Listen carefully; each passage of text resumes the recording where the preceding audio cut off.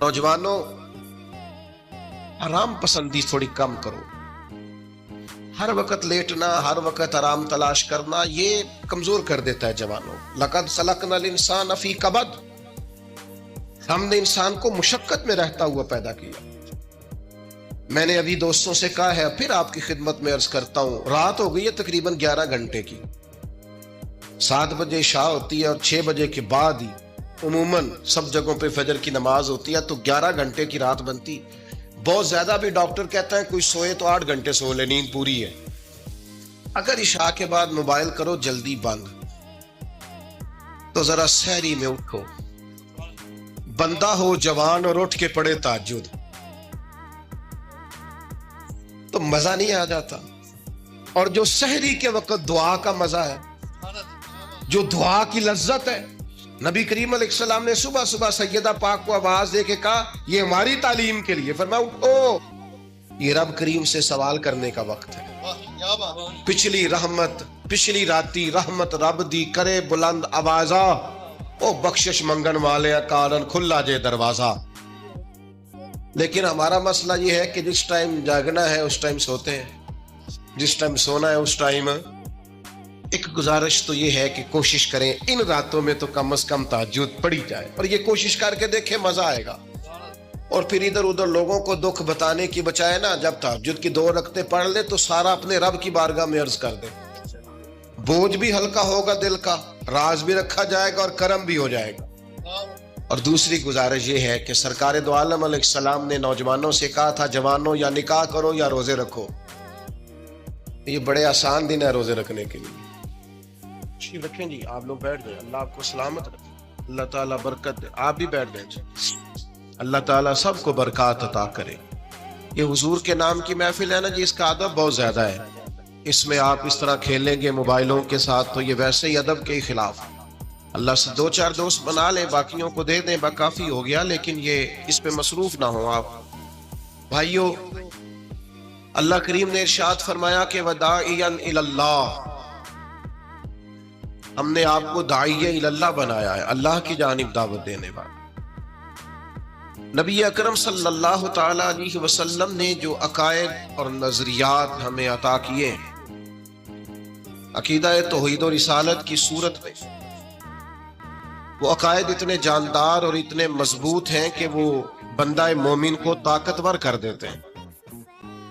آپ دیکھیے، عرب کے لوگ مختلف قسم کی اوہام پرستیوں کا شکار تھے. ان کا یہ خیال تھا کہ جب حج کر کے وہ آئے ہیں تو وہ گھروں کے دروازوں سے داخل نہیں ہوا کرتے تھے، بلکہ چھتوں سے کود کر آتے. اور قرآن مجید فرماتا ہے کہ اس کو نیکی جانتے ہو. پھر وہ بیت اللہ شریف کا طواف کرتے تو معاذ اللہ کپڑے اتار کے کرتے. اوہام پرستیاں، طرح طرح کی باتیں. مصر میں ایک دریا تھا، ایک عورت کو ذبح کر کے ڈالیں گے تو پھر دریا چلے گا. مختلف اوہام لوگوں نے پال لیے تھے.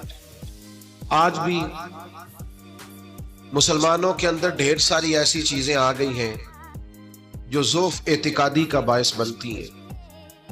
اس کی کو ذرا کم کر دیں بھائی. آپ دیکھیے، لوگ علماء کے پاس نہیں جاتے، باباؤں کے پاس جاتے.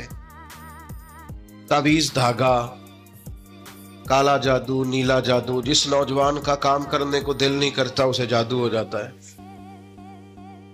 اور پھر یہ کہ کالی بلی رستہ کاٹ گئی تھی، اور پھر یہ کہ میں باہر نکلنے لگا تو کسی نے آواز دے دی تھی. عجیب قسم کی اوہام پرستیوں کا لوگ شکار ہیں. ہاتھ سے سٹارٹ کریں. 2 نومبر 2025 کو ایک سپنا سچ ہوا، پر اب ٹائم ہے. نبی پاک صلی اللہ تعالی علیہ وسلم داعی الی اللہ ہے. سرکار نے لوگوں کے نظریات کو پختہ کیا. حضور علیہ السلام کے فیوزات روحانیہ سے لوگوں کے دل طاقتور ہوتے تھے. مضبوط فکریں، مضبوط عقیدے سرکار کے وسیلے سے مسلمانوں کو نصیب ہوئے. ہم جیسے جیسے دیکھیں نا، تصوف اور طریق میں آپ کو عرض کروں، صوفیہ کرام کا اصل موضوع عقیدہ توحید ہے. असल मौजू इनका है।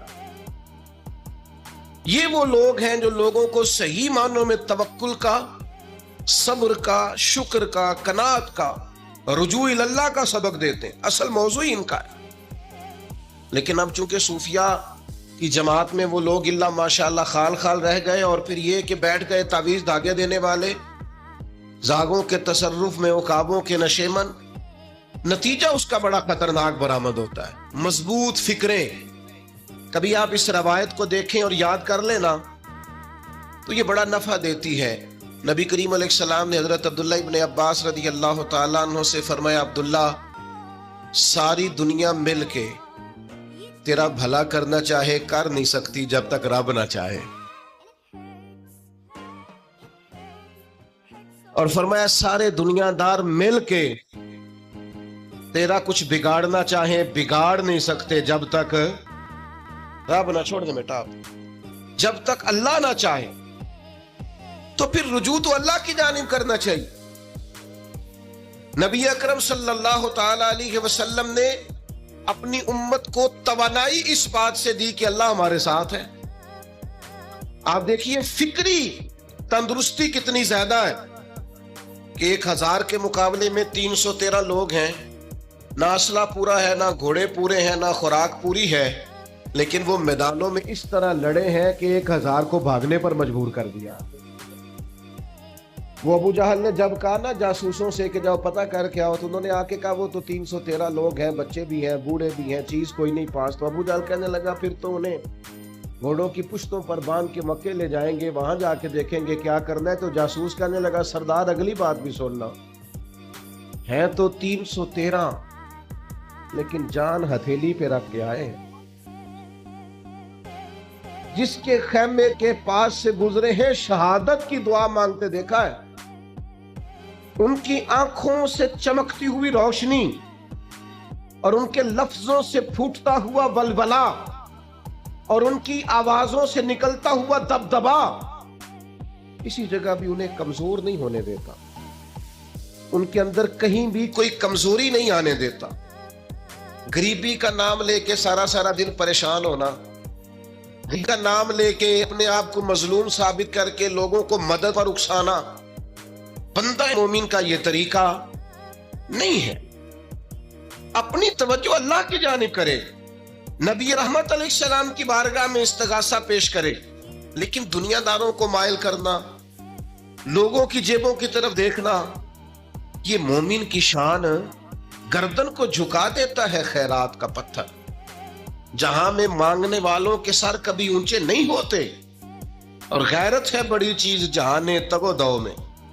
भाई आप ताकतवर बने। देखे ना, एक नौजवान ने आके हुजूर की बारगाह आली मर्तबत में अर्ज किया था, या रसूल अल्लाह सल्लल्लाहु अलैहि वसल्लम, गरीब हूं, कुछ दीजिए। तो हजरत जाबिर इब्न अब्दुल्ला रदी अल्लाह ताला अन्हु फरमाते हैं, हमने हुजूर से बड़ा कुछ सुना, ये लफ्ज़े नहीं, लफ्ज़े ला, यानी मेरे पास नहीं है, ये हमने हुजूर से सुना ही नहीं। ऐसा कोई महबूब कहीं होगा ना कहीं है, बैठा है चटाई पे मगर अर्श नशी है, और मिलता नहीं कौनैन को क्या क्या तेरे दर से, बस एक लफ्ज नहीं है जो तेरे लब पे नहीं है। और ये फाज़िल बरेलवी रहमतुल्लाह अलैह का अंदाज भी देखिए, कहते हैं वाह क्या जूदो करम है शहे बतहा तेरा। और ये जरा देखिए शेरी ज़ौक़ देखिए, वाह क्या जूदो करम है शहे बतहा तेरा, नहीं सुनता ही नहीं, नहीं क्या अंदाज है। अब ये कैसी जुबान है और कैसा ये मुहावरे का इस्तेमाल है, जो शेरी ज़ौक़ रखते हैं वो समझे। कहते हैं नहीं सुन ही नहीं, कौन? मांगने वाला तेरा। या रसूलल्लाह आपसे मांगने वाला नहीं सुनता, हुजूर अता करते। और एक जगह पे फरमाते हैं, मेरे करीम से गर कतरा किसी ने मांगा, दरिया बहा दिए हैं, दुर्बे बहा दिए हैं। हुजूर तो देते, पर नौजवान ने जब आके अर्ज की ना, या रसूल अल्लाह सल्लल्लाहु अलैहि वसल्लम कुछ दीजिए, वो जवान हो, चढ़ती जवानी हो, और फिर वो सवाल करे, ہمارے ساتھ ایک دوست پڑھا کرتا تھا, یہ 3 مہینے کی چھٹیاں ہوتی تھی تو وہ مستریوں کے ساتھ مزدور لگ جاتا. ہم نے اسے کہا یار تو مطلب 9th 10th کے اندر مزدوری کرنے جانا, تو کہندا سی یار میں قد میرا ایڈا بڑا ہے, ابا جی کو مانگ دیا شرم ہوگی.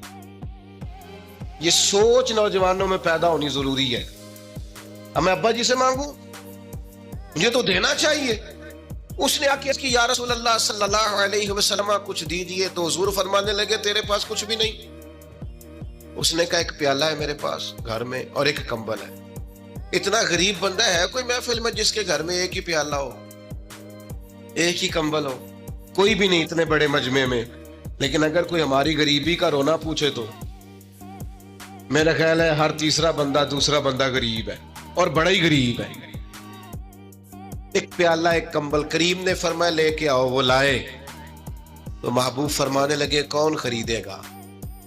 ایک نے کا 1 دینار, ایک نے کا 2 دینار. محبوب نے بولی لگوا دی, 2 دینار کا بیچ دیا. فرمایا جا 1 دینار کی روٹی لے جا. یہ نوجوانوں کو فکر دی کہ وہ انویسٹمنٹ میں تم نے ذات سے اپنے گھر سے لینی ہے.